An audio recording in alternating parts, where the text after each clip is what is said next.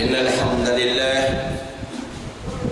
نحمده ونستعينه ونستهديه ونعوذ بالله من شرور أنفسنا ومن سيئات أعمالنا من يهديه الله فلا مضل له ومن يضلل فلا هادي له وأشهد أن لا إله إلا الله وحده لا شريك له وأشهد أن محمدا عبده ورسوله اللهم صل وسلم وبارك وكرم على حبيبك المصطفى محمد بن عبد الله وعلى آله وصحبه ومن تبعهم بإحسان إلى يوم الدين. أما بعد، يقول ربنا سبحانه وتعالى في كتابه المحكم التنزيل: وليعفوا وليصفحوا ألا تحبون أن يغفر الله لكم. L'aya. Louange à Allah, Seigneur de l'univers, et que la paix et les saluts de Tout-Puissant soient sur notre guide Mohammed, ainsi que sur sa famille et ses compagnons, et tous ceux qui ont accepté sa tradition jusqu'au jour de la résurrection, car on compte parmi ces personnes, Inch'Allah Ta'ala Al-Karim. Aujourd'hui, nous allons parler de quelque chose qui est très important pour la vie des musulmans, et encore, même si ceux qui ne sont pas musulmans, c'est très important dans nos sociétés. Les pardons. Les pardons est très important dans notre communauté et dans nos sociétés. Les pardons, Al-Karim, c'est de pardonner à quelqu'un qui t'a blessé. C'est de pardonner quelqu'un qui t'a causé des torts. C'est de pardonner à ta femme, à tes enfants, à tes voisins, à tes frères. Peut-être en réalité, tu as raison. On t'a blessé, mais tu regardes Allah, tu les pardonnes. Le pardon est très important. Le pardon c'est pas ne veut dire pas que c'est toi qui as tort, ni c'est toi les plus faibles. Tu n'es pas faible, mais il faut pardonner. Tu as raison, mais il faut pardonner. Le pardon est très important. Allah subhanahu wa ta'ala nous dit dans le Coran et qu'on doit se pardonner, mais dans la main. On doit se pardonner, on doit se aimer. Il nous dit, et vous n'aimerez pas que Allah pardonne vos péchés aussi. Tu veux qu'Allah pardonne tes péchés? Moi, si je veux qu'Allah pardonne mes péchés, je dois pardonner d'abord mon frère. C'est ça qu'Allah dit ici. Et les croyants, les musulmans doivent se pardonner mutuellement. On doit se pardonner. Et mettre dans la main, oublie ce que l'autre t'a fait, oublie ce que l'autre t'a dit. Alors, Allah dit,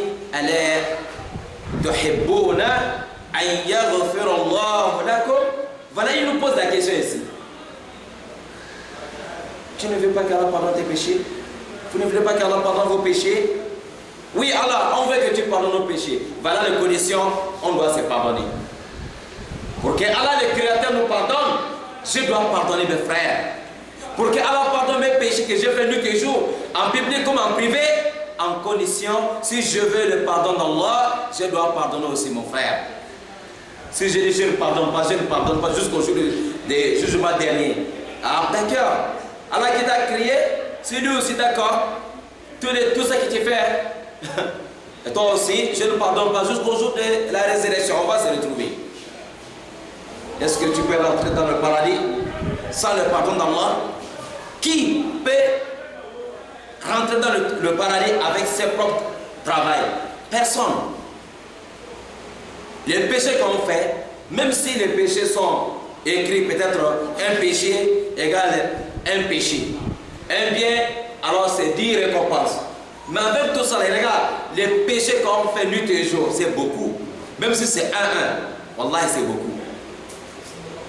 Parfois, Avant de faire un bien, tu as déjà fait.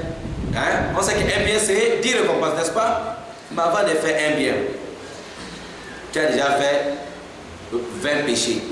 De 20 péchés, chaque péché c'est 1-1. N'est-ce pas?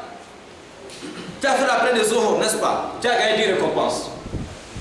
Mais avant la prière de Asr, tu as fait 20 péchés. 20 péchés, les yeux à regarder, les oreilles ont entendu, la bouche a parlé, la main a touché, quand on. Et les fausses de jurer aussi sur les mensonges.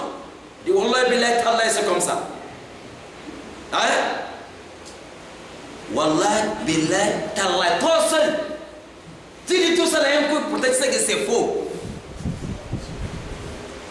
On doit se pardonner pour avoir le pardon de notre Créateur. On est d'accord? Pour que Allah pardonne tes péchés. Si tu veux que Allah pardonne tes péchés, il faut aussi pardonner alors les péchés des frères, des gens qui t'ont fait du mal et on t'a blessé. Il faut accepter le pardon. Surtout lorsque on te présente les excuses, il faut accepter. Même s'ils ne sont pas venus pour te demander pardon, toi-même de ton cœur, il faut les pardonner. Ils ne sont pas là, ils ne savent même pas que tu les as pardonnés. Mais entre toi et Allah, tu as déjà Allah. Je pardonne ce que ceux-là m'ont fait. Et peut-être qu'il y a un grand péché entre toi et Allah qui devait t'empêcher de rentrer dans le paradis. Alors dis ok, tu as pardonné à ceux-là en cachette, moi aussi je vais pardonner un péché qui devait t'empêcher de rentrer dans le paradis. C'est ça. Il faut pardonner. C'est pas dire non, moi, tu me connais. Moi, non, ça ne sert à rien mon frère. Tu es qui? Hein? Tu as combien de temps sur cette terre? Combien de temps? Si c'est trop 50 ans, 60 ans. Mais dans la tombe, tu vas faire combien de temps là-bas? C'est des milliers d'années. Avant les jours des jours du mois dernier. Un seul jour là-bas, c'est 50 000 ans ici. Il faut pardonner pour que l'autre côté soit bien pour toi. Parce que si Allah te pardonne, hein, c'est que le temps que tu as fait dans la tombe, et ça sera bon pour toi.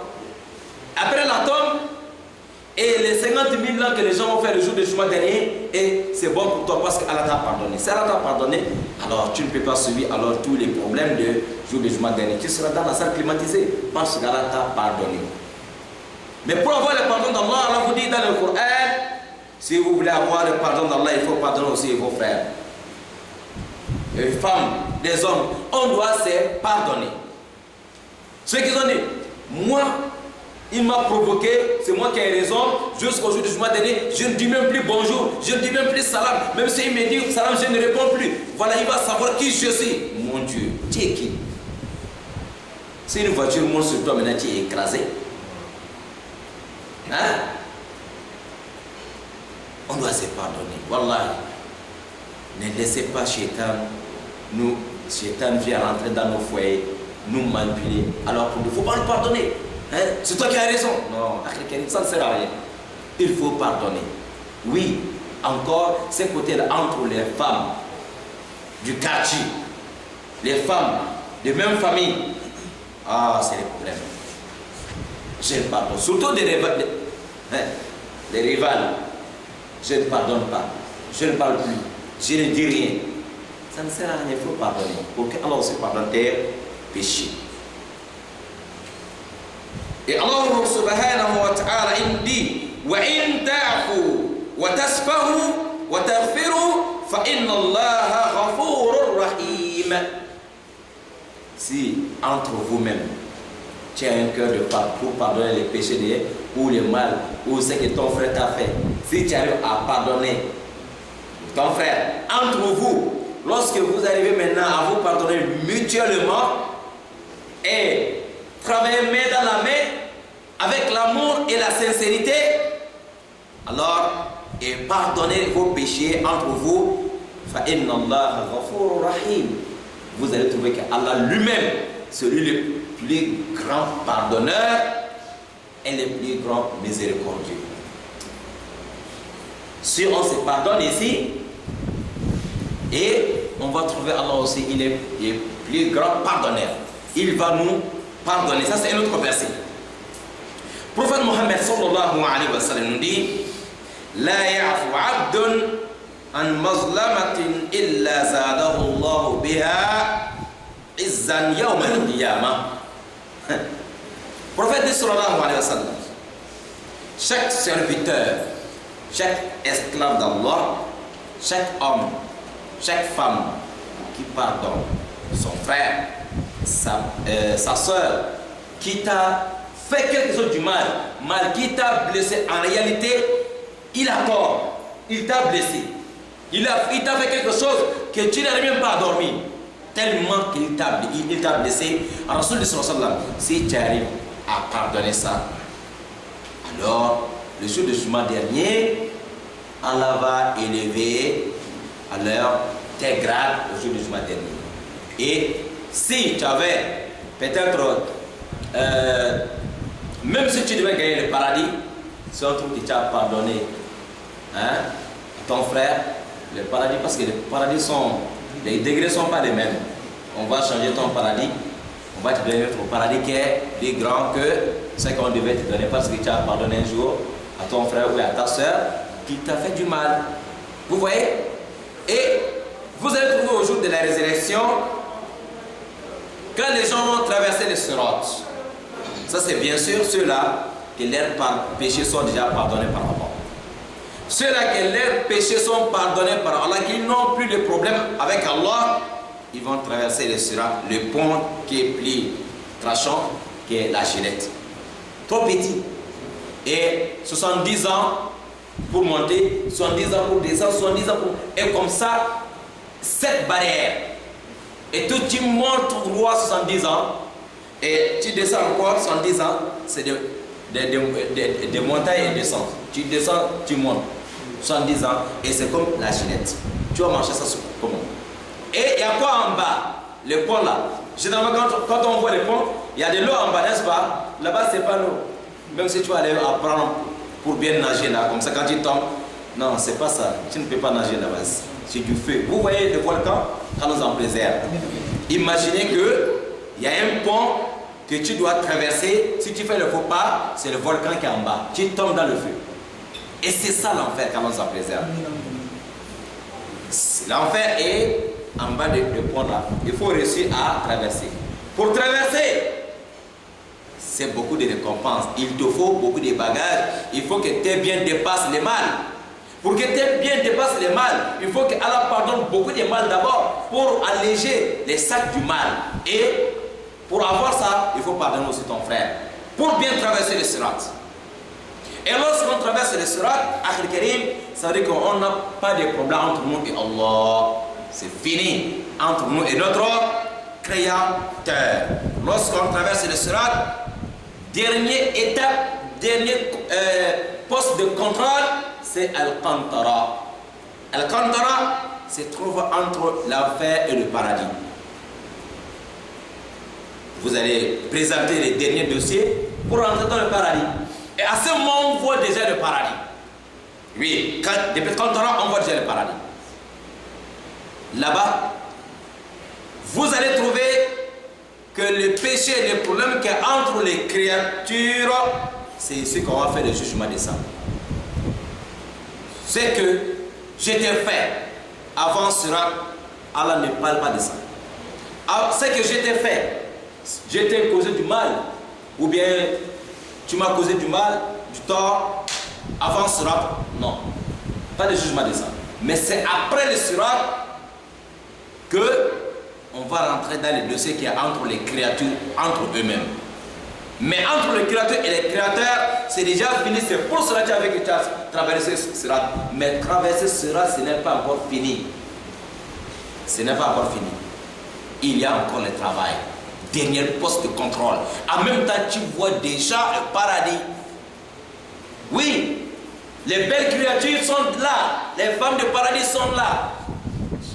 Ils sont là en train d'accueillir maintenant leur mari. Les anges les attendent d'abord. Vos maris doivent d'abord présenter les derniers dossiers. Dernier dossier, c'est ce qu'il y a entre nous, les créatures. Pas ce qu'il y a entre nous et Allah. C'est pour cela, le prophète Mohammed sallallahu alayhi wa sallam, il nous dit Atadruna man huwa al-muflis? قالوا يا رسول الله المفلس منا من ليس له درهم ولا. Ya Rasul dit, est-ce que, ils disent les Sahaba, les Sahaba, est-ce que vous connaissez les plus pauvres parmi vous? Les plus pauvres, qui n'a rien? Les Sahaba disent Ya Rasulallah. La réponse est très facile. Le plus pauvre, c'est celui qui n'a même pas un centime, qui n'a même pas 5 francs, qui n'a pas d'argent. Il n'a pas de famille, il n'a pas de maison, il n'a pas de voiture. C'est lui le pauvre. Rasul dit non, ça c'est Dunia ici. Quelqu'un peut être comme ça ici, Dunia, mais au jour du mois dernier, il est plus riche. Hein? Le prophète alayhi salam, il mangeait combien de fois par jour? Il y a des jours s'il ne trouve pas à manger, il est obligé de jeûner. Hein? Il était mesquin, il était pauvre. Du côté des biens de Dunia, c'est le Sahaba qui vient lui donner à manger. Si le prophète alayhi salam, il dit qui est le plus pauvre? Les Sahaba disent c'est celui-là qui n'a pas 5 francs. Est-ce que Rasul avait de l'argent? Non, Rasul ne sait pas ça le plus pauvre. Les plus pauvres, c'est celui-là qui va venir au jour de la résurrection, traverser le sirat, et il a mené le pèlerinage, Masha'Allah, on a vérifié, Masha'Allah, le pèlerinage que tu avais fait, l'argent là c'était propre. Encore, tu as fait aussi avec l'intention propre. Quand tu es parti là-bas, tu n'as pas discuté, tu n'as pas insulté, tu n'as pas bagarré, tu n'as pas volé, tu n'as pas ramassé quelque chose. Tu as tout fait. Masha'Allah, hajjan mabroura. Ton pèlerinage a été accepté. Alors, le Umrah que tu as fait, Masha'Allah, c'était accepté. Les jeunes de Ramadan, Masha'Allah, combien de fois tu as gagné les lettres 4? On regardait plus de 40 fois que tu as gagné les lettres 4. Tout c'est bon. Hein? La prière, Masha'Allah, tu connaissais. Les connaissances de la prière qui sont au nombre de 9. Hein? Certains mazhab au nombre de 8. Vous connaissez déjà. Alors, les piliers de la prière, tu maîtrises tout, c'est 14. Masha'Allah, tu as tout respecté. Et les obligations dans la prière, sur notre mu'akkada, 8, tu connaissais tout. Tu connais les règles de Ba'ada et Qabla, sur Dieu le Sahawi. Masha'Allah. Et tout c'est correct, tout c'est correct. Tu as traversé le sirat. Tu as fini de traverser le sirat. Tu veux mettre maintenant les pieds dans le paradis. Pied droite, quelqu'un qui vient derrière toi, monsieur, c'est pas fini. Mais tu me dois 5 000. Ah, est-ce qu'on a les postes là-bas? Il faut qu'on cherche à payer tout ici avant d'être là de l'autre côté. Hein? L'autre vient, Allah, tu vois ce type, il ne faut pas qu'il va rentrer avant de me payer. Allah dit, mais il y a quoi entre vous? C'était mon voisin. Moi, je ne dormais pas. Tous les jours, il a de la musique dans sa maison. Gou, gou, gou, gou. Si je viens parler, il va dire qu'il a acheté, c'est celui qui paye le courant. Donc il va dire qu'il a loué sa maison. Alors je ne dormais pas. Il m'a trop embêté, mon voisin. On a dit, ah bon? Ah, d'accord, il faut le payer. Il va payer avec quoi? On va dire, bon, monsieur, comme tu dois rentrer dans le paradis, tu as beaucoup de biens. Bon, valeur de ça, moi, il y avait des gens qui ont écrit tout. Moi, je connaissais aussi tout. On va totaliser, comptabiliser. Combien de fois tu as embêté ton voisin? On va, si ça fait 1 million de récompenses, on va couper ça de tes biens, on lui donne. Peut-être ce dernier même, il n'avait même pas le travail qui va nous permettre de rentrer dans le paradis. Hein? Il n'avait même pas le travail qui va nous permettre de rentrer dans le paradis. Il a travaillé, peut-être qu'il avait seulement 40% de biens et 100% du mal. N'est-ce pas? Mais dans tout ça là, il y a des gens qui l'ont embêté à gauche, à droite. Et on prend un peu de récompense de celui-là qui avait embêté, ou bien celui qui avait insulté, ou bien celui-là qui avait frappé, ou bien celui-là qui avait gaspillé son nom partout.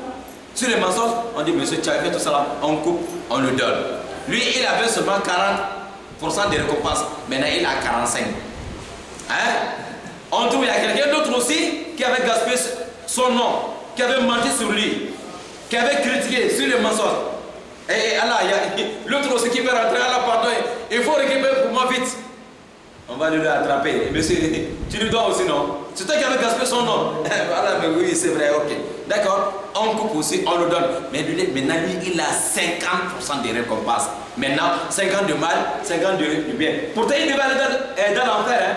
Mais lorsqu'on va récupérer tout ce que les gens nous doivent là, et il se retrouve content, paradis. Allah n'accepte pas l'injustice. Oui, il a interdit sur lui l'injustice. Il a aussi rendu ça interdit entre nous les créatures. On ne doit pas On ne doit pas causer alors l'injustice envers nos frères ni nos sœurs. Allah subhanahu wa ta'ala est celui-là qui avait beaucoup de récompenses. Lorsque l'autre vient, on va couper, on donne. Il va rentrer, l'autre, alors, non, il me doit aussi, il m'avait insulté un jour. Alors en bas, on coupe. Et pourtant tu avais récompense de peut-être 60%, on est en train de diminuer. Maintenant ça n'arrive plus à 50%. Les gens viennent encore se plaigner, on diminue. Maintenant c'est 40%. Jusqu'à la récompense est finie. Les gens viennent se plaigner encore. Alors, cet homme-là, c'était un vrai bandit. Alors, mais toi là, tu n'as même plus de biens. Tu vas payer les gens comment? Ah d'accord, il y a une autre solution. On va prendre les péchés des gens maintenant, on vient verser maintenant sur toi. Tu avais déjà traversé cela, mais tu vas te retrouver dans l'enfer 40 ans plus tard. C'est ça le plus dangereux. C'est ça qu'on appelle les mouflis. Les plus pauvres au jour du jugement dernier, c'est cet homme-là, c'est cette femme-là. Vous voyez? Mais, pour nous montrer que lorsqu'on se pardonne, même si on doit rentrer dans le paradis, Allah va nous donner notre paradis plus élevé que l'autre. Allah n'aime pas nous châtier, Allah n'aime pas, Allah nous aime. Et si quelqu'un sait bien son fini comme ça, s'il doit rentrer maintenant dans l'enfer, pourtant il avait déjà traversé cela, Allah dit à celui-là qui a appris c'est bien, il dit mon frère, Allah va dire à la personne, toi vraiment, regarde ce qu'on a enlevé des biens de l'autre là, on t'a donné, lui maintenant, la balance a encore basculé négativement. Il va aller maintenant dans l'enfer. Parce que c'était droit. On a quand même récupéré, c'était droit. Hein? Mais il va retourner dans l'enfer. En même temps, quand Allah te dit comme ça, tu regardes le paradis là où tu dois aller partir, tu dois rentrer, tu vois toujours ton paradis. Tu veux terminer les choses et puis rentrer vite là, n'est-ce pas? En même temps, tu vois notre paradis plus grand, plus gigantesque, vraiment sans commentaire. Subhanallah. Comme quelqu'un qui vit dans une petite villa, il y a un immeuble de 100 étages par exemple. Hein? Tu vas oublier la petite villa là, non? Tu regardes sur l'immeuble là qui est là. Il voit maintenant l'immeuble. Il voit notre paradis. La chambre la plus petite dedans, c'est plus grand que la terre. Hein? Subhanallah. Il commence, il dit, Ya Allah, qui a travaillé pour gagner le paradis comme ça? Ça c'est quel travail que la personne a fait pour Allah dit non, c'est encore vide. Il n'y a personne dedans. On n'a pas encore occupé d'abord, c'est vide. Il cherche maintenant un habitant. La personne dit, Ya Allah, mais on doit acheter ça comment? Quel travail qu'il me faut maintenant pour avoir ça? Allah dit, mais il y a déjà ton idée, Allah, non. Et le dit, non, c'est l'autre que je veux vraiment. Allah dit, subhanallah. Mais, ici, on ne travaille plus, le travail est terminé. Et si on vous récompense, on vous paye, c'est que vous avez déjà fait. La personne, il vient se met regarder le paradis. Elle a dit, mais tu veux ça, oui. Bon, pourtant, toi, tu as les moyens tout de suite là pour payer ça. Tu as les possibilités pour occuper le paradis là tout de suite même. La personne, Allah explique-moi, je dois faire quoi pour rentrer dans le paradis là? Allah dit, mais tiens, il dit non, Allah, on laisse là, on va négocier celui-là. L'homme est comme ça. Hein? Wallah, on va négocier aujourd'hui, il y a une chose qu'on va négocier. Hein? On va négocier le paradis. C'est ça qu'on appelle les shafa'a. Hein? Il y a des gens, la Rasul sallallahu alayhi wa sallam, quand les affaires sont compliquées avec eux, la Rasul vient négocier, c'est ça qu'on appelle shafa'a al-kubra. La Rasul vient intercéder. Ya Allah, tu connais ça, ils sont faibles, Allah. Allah dit d'accord, comme tu as parlé, d'accord, amène-le avec toi. Oui, on va négocier les choses là-bas. Et, subhanallah, la personne a dit, tu as des moyens pour acheter ça tout de suite. Alors, il va dire, alors comment? Il dit non, tu vois, ton frère là qui est avec Gaspard, tes dossiers. Tu vois, lorsqu'on a levé maintenant tes droits, ces récompenses on t'a donné, voilà, les bagages sont maintenant diminués. Il ne peut plus rentrer dans le paradis. Il va retourner maintenant dans l'enfer. À cause de ce qu'on a enlevé de ses biens. Mais c'est tes droits. Si tu veux, il faut garder comme ça, tu vas dans le paradis que tu vois qu'on a réservé pour toi, lui va rentrer dans l'enfer. Mais si tu lui pardonnes tout de suite, là, c'est ça le prix de paradis que tu vois là. Atakbir. C'est ça le prix de paradis le plus élevé là. On ne doit pas se pardonner. On doit se pardonner, même si on va rentrer dans le paradis, pour avoir un autre paradis plus grand que ce qui a été réservé pour nous. C'est ce que Rasoul a dit. Quand tu pardonnes un frère qui t'a fait quelque chose de mal ici, c'est pas ça qui va te diminuer au jour de la résurrection. Plutôt, ça va t'élever encore, te faire gagner le paradis plus grand que ce que tu devais gagner. Subhanallah, on doit se pardonner. Ceux qui disent, oh, je ne pardonne pas, je vais faire une année, je ne lui dis même plus bonjour. Mon Dieu, ma soeur, ça fait pitié, hein? Tu ne maîtrises rien, tu ne connais pas. Quand tu lui pardonnes, c'est que tu vas gagner auprès d'Allah, Allah, tu ne sais pas. Quand tu lui pardonnes, tu ne sais pas combien de péchés Allah va te pardonner aussi. Parce que tu fais les péchés tous les jours, à travers ta bouche, à travers les yeux, à travers les oreilles, à travers les oreilles, la main, tous nos corps, les membres du corps, fait le péché nuit et jour. Mais qui doit nous pardonner? Les grands pardonneurs, en condition qu'on se pardonne aussi. Il faut qu'on se pardonne. C'est très très important. Le prophète Mohammed alayhi salam, un jour, il est en train de retourner d'une bataille, j'ai une bonne mémoire, Ghazwat Tabouk. Au retour, le prophète alayhi salam, il est parti quelque part. Comme tout le monde était fatigué, donc on va se reposer un peu. Alors, il est venu s'allonger, s'endosser contre un arbre, il se repose. Ok? Il y a des mécréants qui ont vu le prophète alayhi salam, il n'a pas tellement mélangé avec les Sahaba, il était un peu voilà, à côté, en train de se reposer. Il y a des mécréants qui ont vu ça, ils disent, ah, aujourd'hui c'est aujourd'hui. On va enlever la tête de cet homme. Hein? Alors le mécréant, il est venu, doucement, avec son épée, machette, amen. Quand il arrive maintenant sur le prophète alayhi salam, les prophètes, leurs yeux dorment, mais l'esprit ne dort pas. Ah oui. L'esprit est éveillé. Ils ne sont pas comme nous. Quand le monsieur est venu, l'ennemi est venu avec une machette en main, le prophète alayhi salam, il voit qu'il a fini de dormir, il est loin, il est fatigué. Le monsieur, il voit que lui, il est seul avec Mohammed alayhi salam. Mohammed, il n'a pas quelque chose dans sa main. On dirait que quelqu'un qui est en train de dormir, toi tu es là avec un arbre, alors machette devant lui. Il dit maintenant, lui, au lieu de faire son travail directement, il dit quoi? Il dit, ya Mohammed, man yamna'aka minni. Mohammed, qui va te sauver maintenant? Maintenant, là, entre nous deux, qui va te sauver de moi maintenant? Qui? Voilà, il est prêt, il dit, ya Mohammed, man yamna'aka minni. Qui va te sauver maintenant? Qui va te protéger maintenant contre moi?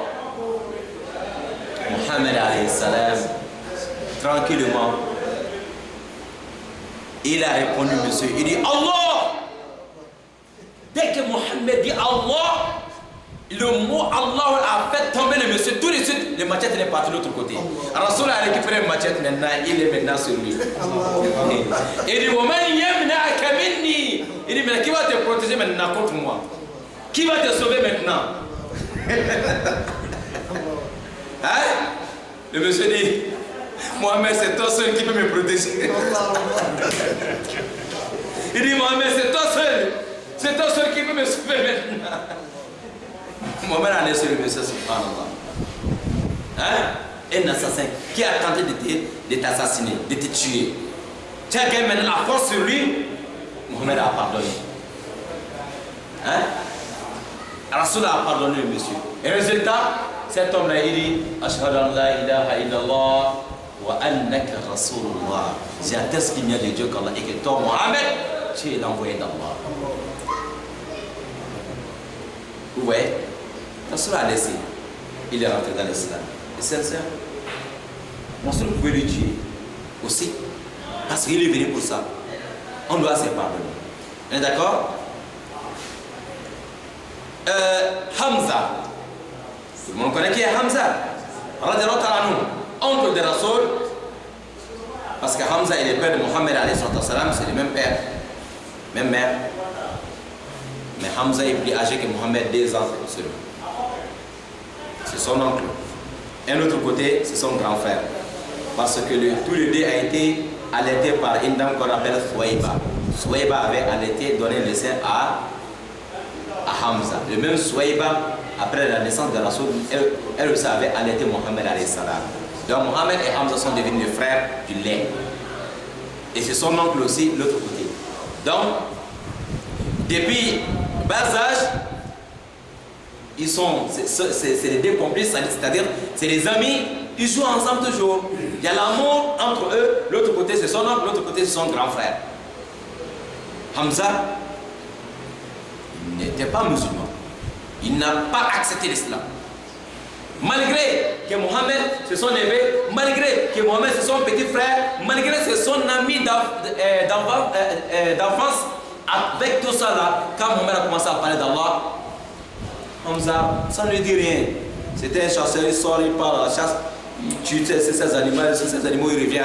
Il s'en fout. Et c'était comme un lion blessé. Il ne joue pas avec les gens. Mais afin de l'islam de Mohammed là, il n'a pas dit non, il n'a pas dit oui. Mais un jour, Hamza, il arrive, il trouve une servante qui dit Hamza, si tu as vu ce qu'Abu Jahil a fait avec ton neveu aujourd'hui, Abu Jahil a humilié ton neveu devant les gens aujourd'hui. Abu Jahil a craché sur le visage de Mohammed. Abu Jahil a frappé Mohammed aujourd'hui devant tout le monde. Il est venu gifler Mohammed. Mohammed n'a pas réagi. Il n'a pas répondu. Quand la servante a dit ça à Hamza, Hamza vit, il voit, c'est mon ami qu'on a humilié. C'est ça le vrai amitié. Il ne faut pas accepter qu'on va humilier ton ami. On est d'accord?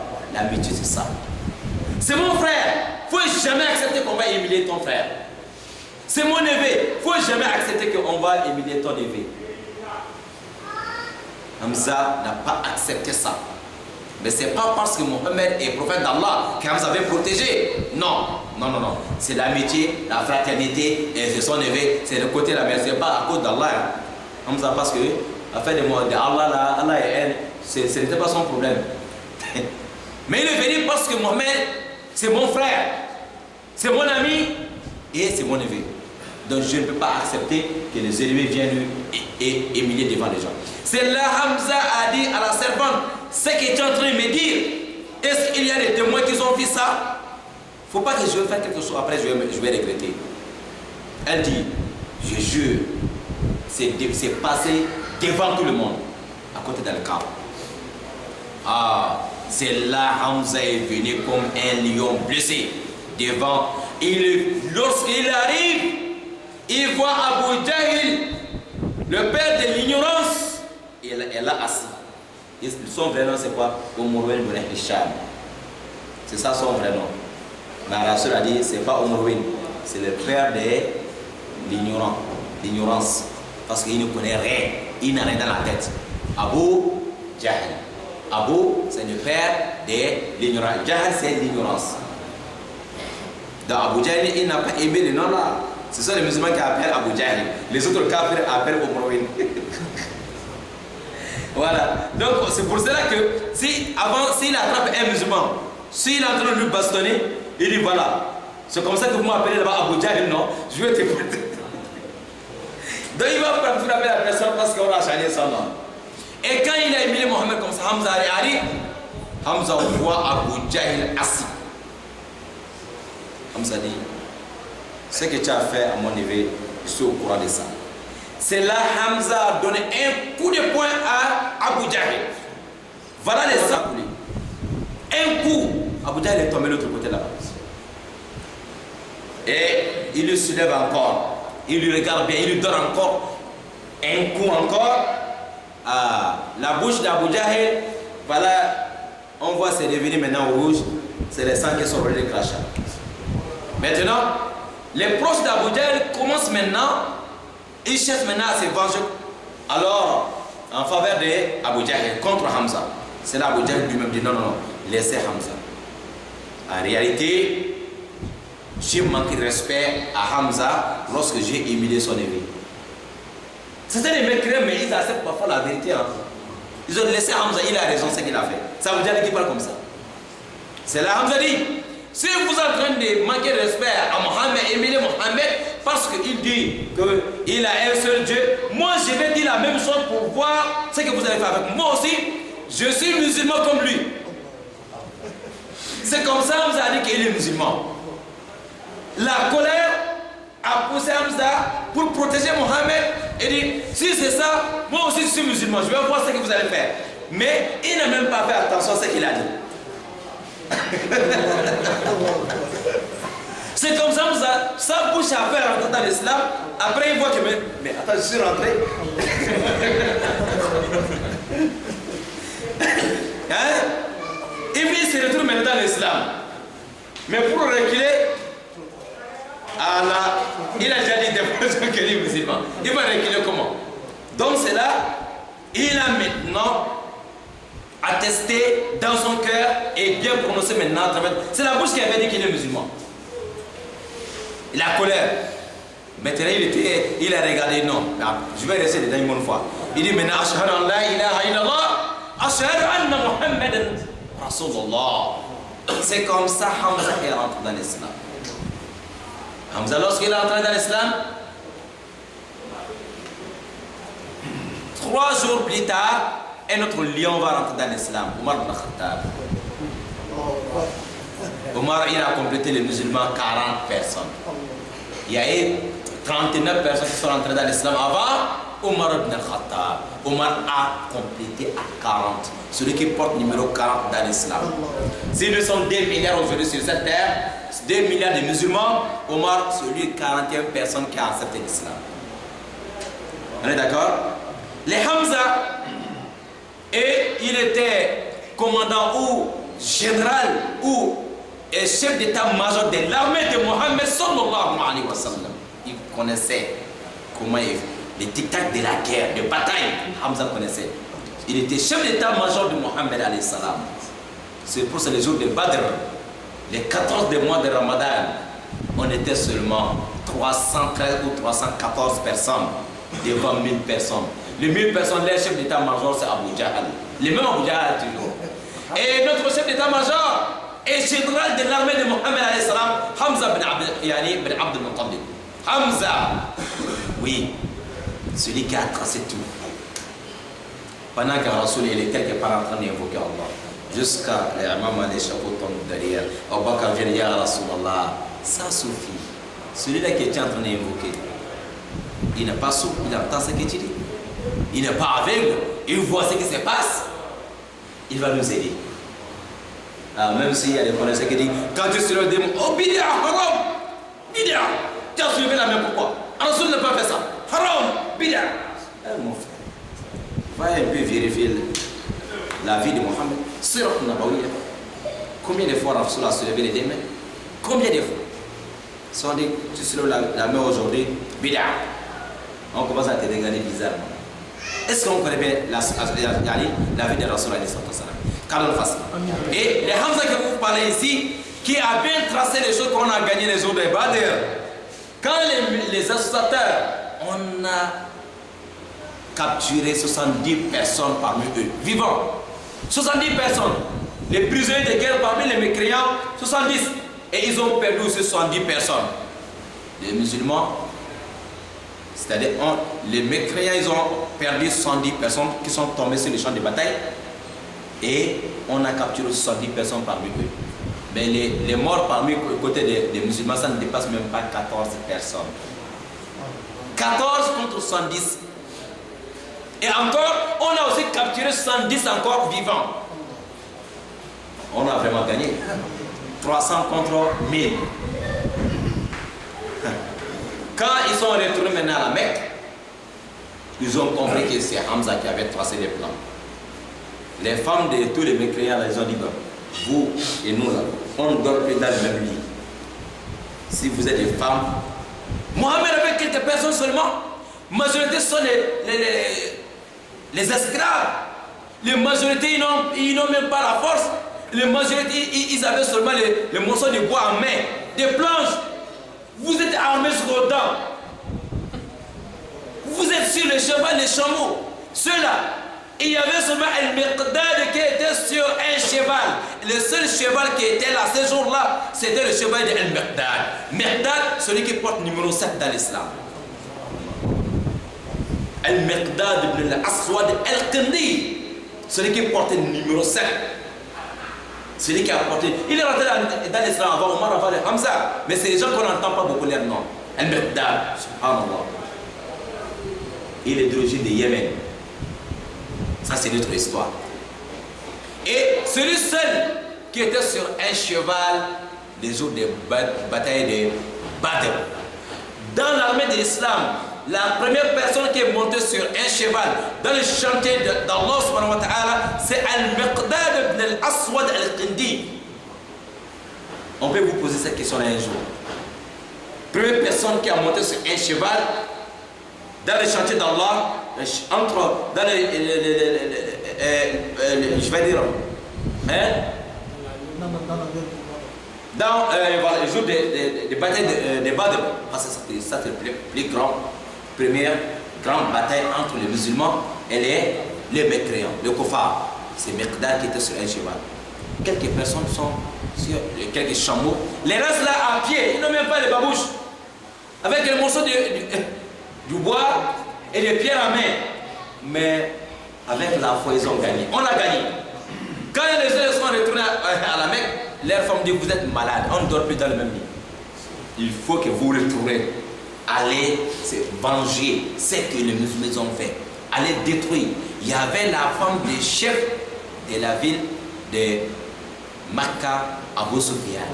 Abu Sufyan, celui qui était chef de la ville de Makkah. Il était le président de Makkah. Sa femme, première dame de Makkah, à ce jour, Hind.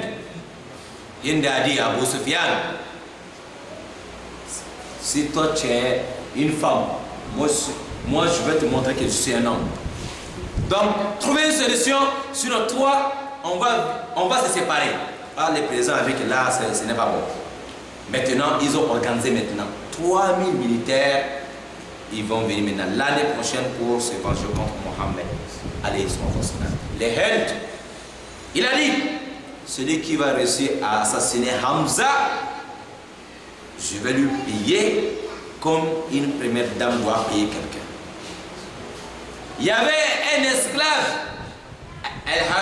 Wahshi, son maître aussi a dit: Wahshi, tu veux que je te donne ta liberté? Il dit oui, ok. Ta liberté, le prix, il faut réussir à tuer Hamza, tu es libre. Voilà, c'est pour cette raison Wahshi a accompagné les gens pour venir. Lui, il cherche sa liberté encore, gagner le grand prix de la première dame. Alors il faut réussir maintenant à assassiner Hamza, oncle de Mohammed alayhi salam. Les autres sont là en train de faire des batailles. Wahshi est là seulement, c'est Hamza seulement qui cherche. Lui, il n'a pas besoin. Ce qui se passe entre les mécréants, ce n'est pas son problème. Son problème, c'est sa liberté. Alors, mais il a réussi. Celui qui a tué Hamza. Quand il a tué Hamza, il est parti dire à Hind que j'ai réussi ma mission. Alors, les restes là, moi je ne suis pas dans la guerre, je ne suis pas dedans. Donc, c'est le prix là que j'ai cher et ma liberté. Hind a dit: il n'y a pas de problème. Alors, quand ils sont partis, Hind a fait quoi? Subhanallah. Elle appelle Hamza par son nom. Il dit: Hamza, hier c'était pour toi et aujourd'hui c'est pour moi. Hamza, ta force est où aujourd'hui? C'est comme ça la femme est en train de parler. C'est là elle a fait sortir son couteau, découper et essayer de dépiécer Hamza pièce par pièce. Elle coupe l'oreille ici et elle joue avec ça. Et l'autre côté elle coupe la langue, les lèvres. C'est comme ça qu'elle a joué avec, même le nez. Elle a commencé jusqu'à alors percer la poitrine de Hamza, faire sortir le cœur de Hamza. Elle a mis ça dans sa bouche. pour avaler. Alors, mais finalement, elle n'a pas avalé, elle l'a rejeté. Mais le cœur de Hamza est rempli avec quoi? La foi. Si c'est rentré dans la bouche, même si elle n'a pas avalé, forcément il y a un peu qui va rentrer. La lumière de la foi qui était dans le cœur de Hamza, forcément il y a un peu qui est rentré dans le cœur de... Alors, qui a traversé la gorge de Hind. Elle a fait ça avec beaucoup de corps musulmans. Ils ont fait ça avec beaucoup de personnes. Découper les oreilles, tout. Faire ça de chaînettes, mettre ça dans leur cou. C'est ce qu'ils ont fait. Imaginez quelqu'un qui a fait ça aux musulmans. Imaginez quelqu'un qui a fait ça à Hamza. Rasoul alayhi salam, il a promis qu'il va se venger contre ces gens-là. Alors envoyé Jibril, non. C'est pas comme ça. Il ne faut pas te venger contre ça. C'est ça le pardon. C'est ça le pardon. Mais les jours que les musulmans ont récupéré Makkah, c'était à 8e année de l'arrivée de Mohammed à Médine. Rasoul est parti avec 10 000 personnes pour aller libérer la ville de Makkah. Lorsqu'ils arrivent là-bas, beaucoup sont rentrés dans l'islam, beaucoup qui ont commis des crimes graves, des crimes impardonnables envers les musulmans. Ils ont commencé à quitter la ville de Makkah. Parmi eux, Ikrimah ibn Abi Jahl, le fils d'Abu Jahl. Lui, il avait fait 20 ans de lutte contre Mohammed alayhi salam. Abu Jahl, il est tombé le jour de Badr, mais son fils a continué. Lui, il a fait 20 ans depuis que l'islam a commencé, jusqu'à 20 ans, lui, il est contre l'islam. Il a lutté contre les musulmans. Il a fait beaucoup de choses. Et c'était un cavalier. C'était un bravo. C'était quelqu'un encouragé. Oui, Ikrimah ibn Abi Jahl, il était très très dangereux. Il était dangereux comme le Khalid ibn Walid. Mais Ikrimah ibn Abi Jahl, quand les musulmans sont rentrés dans la ville de Makkah, ils ont vu que non, on n'a pas la force contre les musulmans. On ne peut même pas commencer la guerre contre eux. Il y a d'autres qui sont venus. Ashhadu an la ilaha illallah, ashhadu anna Muhammadan Rasulullah. Ils sont rentrés dans l'islam. Alors, il y a d'autres qui sont vus. Même si nous, on va dire qu'on est rentré dans l'islam, Mohammed n'est pas nous laissé. Mais il y a d'autres. Il y a à peu près quelques personnes, Rasul dit, on ne laisse pas ceux-là. Ils ont commis beaucoup de crimes. Rasul dit, ceux-là, on va les juger. Les autres, Rasul dit, on les pardonne. Mais, Ikrimah ibn Abi Jahl, lui, il a fui jusqu'à la frontière de Yémen. Parce qu'il a vu aujourd'hui, là, c'est fini pour lui. Arrivé là-bas, il veut prendre maintenant le pirogue. Sa femme avait déjà compris. Sa femme était déjà rentrée dans l'islam. Sa femme est venue intercéder auprès du prophète alayhi salam. J'ai pardonné son mari. Le prophète allait va le chercher, que je le pardonne. Atakbir. 20 ans de combat contre Mohammed alayhi salam. Rasoul, je le pardonne. Va le chercher. Quand sa femme est venue chercher Ikrimah ibn Abi Jahl, il dit, est-ce que c'est sûr que Mohammed m'a pardonné? Il dit, c'est sûr. Moi aussi, je suis rentré. Viens. Mohammed n'est pas comme on pensait. Il n'a pas le mauvais cœur. Il n'a pas de rancune. C'est quelqu'un qui connaît pardonner. Oui. Quand Ikrimah est en train de venir, avant qu'il arrive, Mohammed a dit aux Sahaba, aux compagnons, le fils d'Abu Jahl, le fils de Pharaon de notre époque, en train de venir. Après 20 ans de lutte contre les musulmans, il est en train de venir. Mais, je vous dis, s'il arrive, il ne faut pas insulter son père. Son père est déjà mort dans la mécréance. Le fils veut accepter l'islam. Il est en train de venir, son cœur est maintenant propre, il va rentrer dans l'islam. Mais s'il arrive, je ne veux pas que quelqu'un dise, pourtant ton père avait fait ça. Ton père il est pharaon. Non. Je ne veux pas que quelqu'un dise ça. Comprenez? Ne lui dis pas aussi pourquoi tu as fait 20 ans. Non. Pardonnez. Allah a pardonné. Nous, on le pardonne. Ikrimah ibn Abi Jahl, il est rentré. Il a dit, ashhadu an la ilaha illallah wa anna Muhammadan Rasulullah. Rasulullah a pardonné. Les haines aussi, il était parmi les gens qui ont commis des crimes graves. c'est elle qui avait percé la poitrine de Hamza. Elle sait que là, c'est compliqué pour elle. Et son mari Abu Sufyan est déjà rentré dans l'islam. Elle a chaud maintenant. Alors, c'est une femme. Elle va quitter la ville, elle va aller où? Elle était obligée de fermer son visage, la tête, tout le corps. Elle ne veut pas qu'on voit son visage, parce qu'elle se cache. Mais Mohamed savait que c'était elle. Mohamed a dit, aujourd'hui, vous pensez que je peux faire quoi contre vous aujourd'hui? Vous êtes maintenant devant moi. S'il faut vous tuer tous, je peux le faire. Je suis qui maintenant devant vous? Il dit, Wallah, et toi Mohamed, depuis que tu es né, toi tu es un bon frère, l'enfant d'un bon papa. Toi tu connais pardonner. Hein? Tu n'as jamais fait mal à quelqu'un. Et ils ont commencé à faire les bons commentaires maintenant sur Mohamed.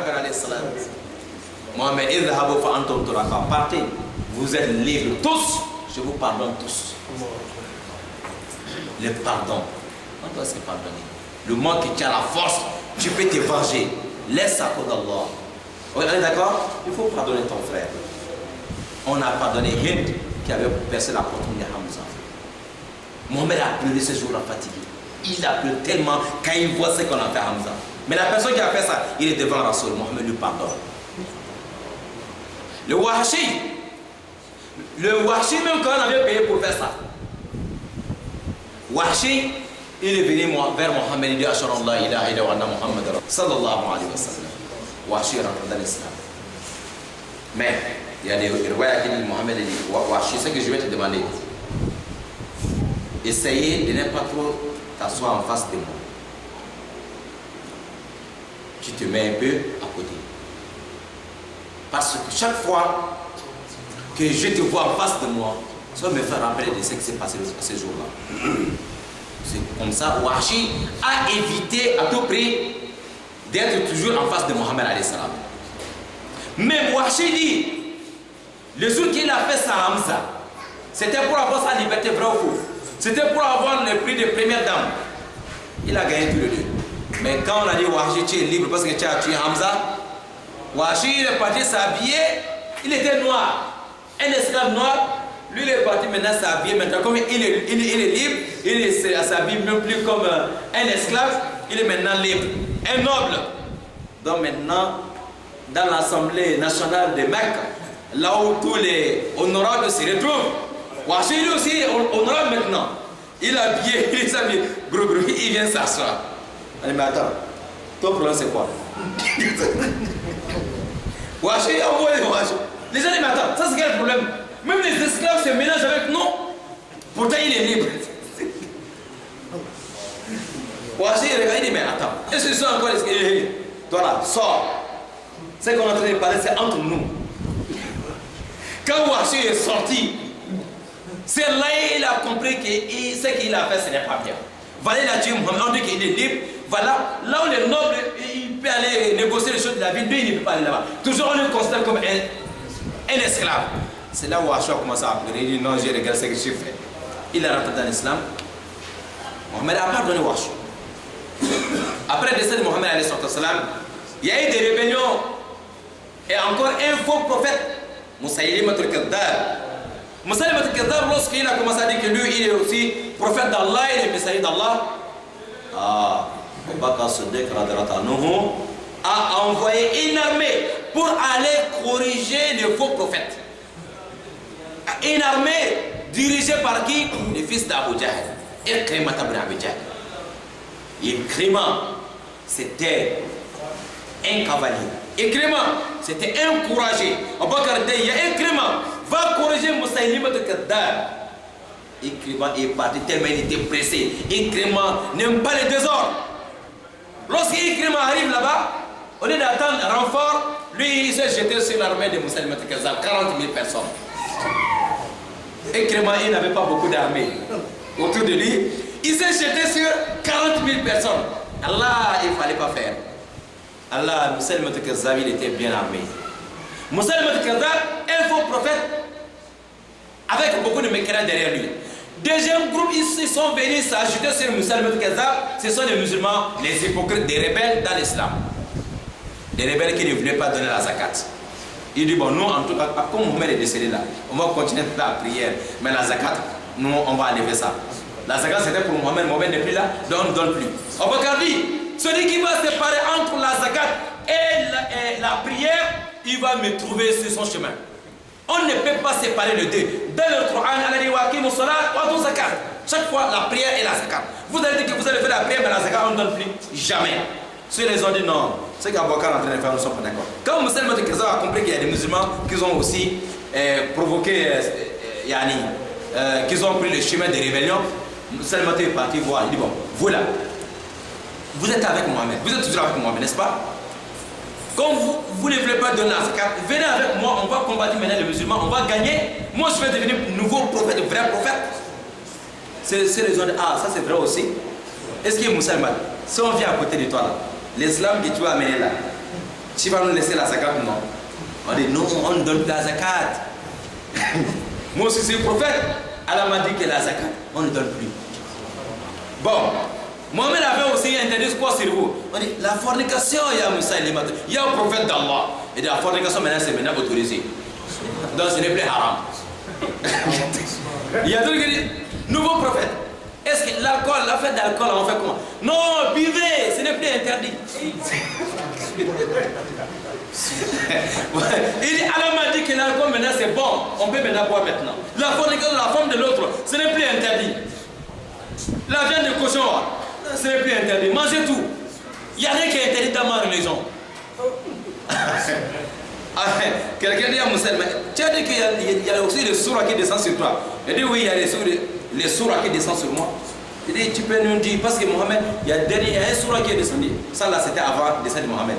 Il y a un sourd qui est descendu sur Mohamed. وَالْعَصْرِ إِنَّ الْإِنسَانَ لَفِي خُسْرٍ jusqu'à l'âkhir ayat. Musaylama a réfléchi, dit tout de suite là, Jibril aussi est venu me donner donc un sourd aussi. On dit ah bon, le sourd que Jibril t'a donné c'est quoi? Il dit Ya Wabar, Ya Wabar.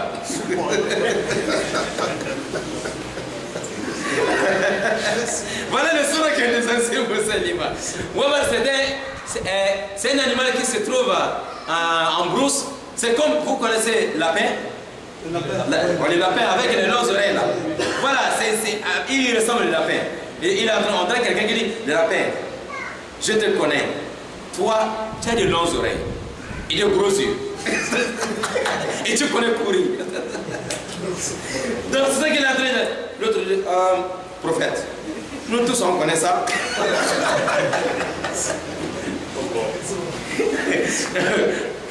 C'est comme ça, il dit en tout cas, moi je ne suis pas d'accord avec Mohamed, mais toi aussi, ton sourd là, je ne suis pas aussi d'accord avec ça.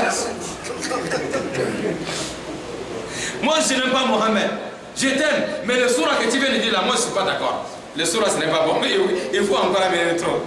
Donc Musaylama, menteur. Mais le jour de bataille contre Musaylama, il était bien armé, il avait regroupé les rebelles qui ne voulaient pas donner la zakat à Aboubacar. Ceux qui sont venus s'ajouter. C'est pour ça qu'il y a 40 000 personnes. Et Crémata, avec quelques personnes, il est venu se jeter sur les 40 000 personnes. Là, on n'a pas gagné. Là, il nous a bastonné correctement. On a reculé. La nouvelle, on a envoyé la nouvelle à la Mecque, à Médine, pour Aboubacar, Khalifatul Rasoul, premier successeur bien guidé du prophète alayhi salam. On n'a pas gagné. Musaylama est bien armé. On va retourner. Aboubacar dit, Ikrima, reste là où tu es. Ne reviens pas. Parce que si tu retournes, tous les ennemis vont dire que les musulmans, dès que Mohamed est décédé, ils n'ont plus la force. Tout le monde va nous provoquer maintenant. Donc on va avoir maintenant la guerre à gauche, à droite. Les gens vont venir nous provoquer tous les jours. Dès que Mohamed est parti, c'est la première bataille. Alors, il ne faut pas que tu retournes. Reste là-bas. Et encore, pourquoi tu n'as pas entendu d'abord renfort? Et Clément, lui, il n'aime pas les mécréants. Lui, il est déjà quitté de là-bas. Mais il veut se racheter. Le 20 ans de combat qu'il a fait contre l'islam, lui, aujourd'hui, il a eu la chance qu'on a nommé chef d'état-major de l'armée de l'islam. Il veut se racheter. Les 20 ans de retard là. C'est pour ça qu'il n'a pas entendu d'abord des renforts. alors il s'est jeté sur les 40 000 personnes. Allah, ce n'était pas bon. On lui dit de rester là-bas. Il y a un autre bravo comme lui qui peut me donner le nom de l'un des grands cavaliers de l'islam. Les gens qui n'ont jamais perdu de bataille. Oui. Khalid ibn Walid. Hein? Khalid. Abu Bakr dit à Khalid, prends tes hommes, il faut regarder parmi les Sahaba, ceux qui ne connaissent pas la peur, ceux qui sont prêts pour défendre l'islam. Il ne faut pas amener le paresseux là-bas. Parce que là, c'est une question de l'honneur de l'islam. Si on ne gagne pas cette bataille, là c'est fini pour nous. Khalid a regardé, il voit les hommes qui sont comme lui. Il a rassemblé les hommes des bravos, des champions et des courageux comme lui. Quand ils sont partis maintenant trouver Ikrima. Et des Ikrima, on peut maintenant commencer. Les musulmans, nous sommes à ce jour-là autour de 24 000 contre 40 000. C'était la première fois que l'armée de l'islam arrive à 24 000 militaires. Et c'était la première fois dans l'histoire du monde, dans l'histoire de l'islam, dans l'histoire de cette terre, qu'une armée arrive à 40 000 personnes. C'était la première fois avec Moussaïlima Kardar.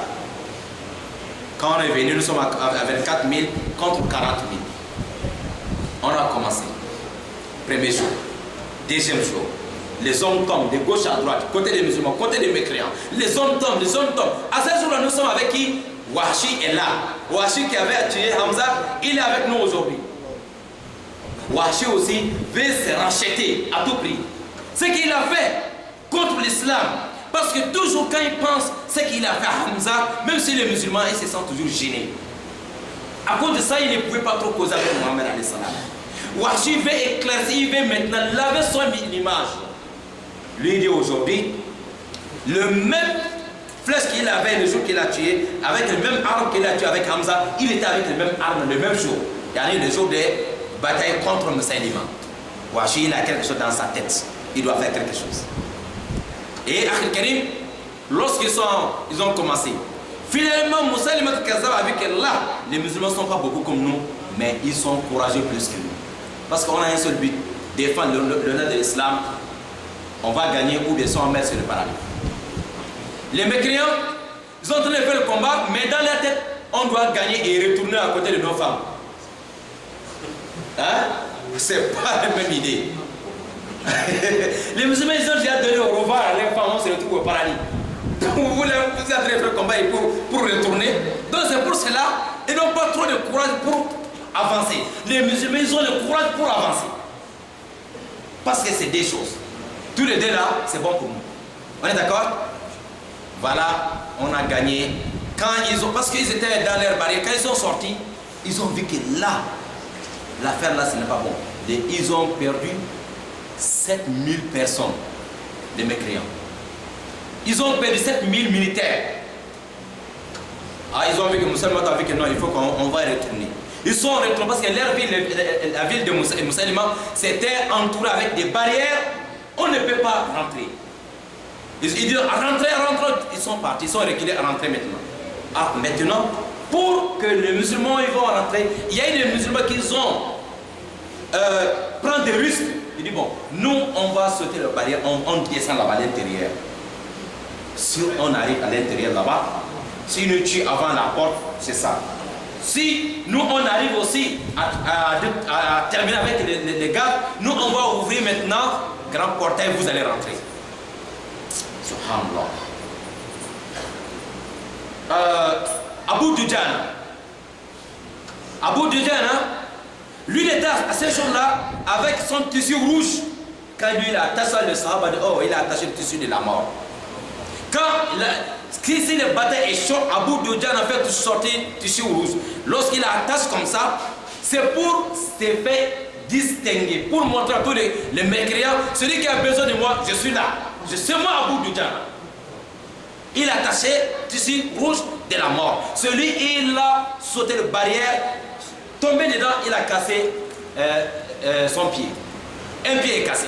Mais avec ça, il s'est tenu sur un. Continue à détruire. Maintenant, les gardes qui sont là-bas, il fait tomber l'autre côté, il fait tomber l'autre côté.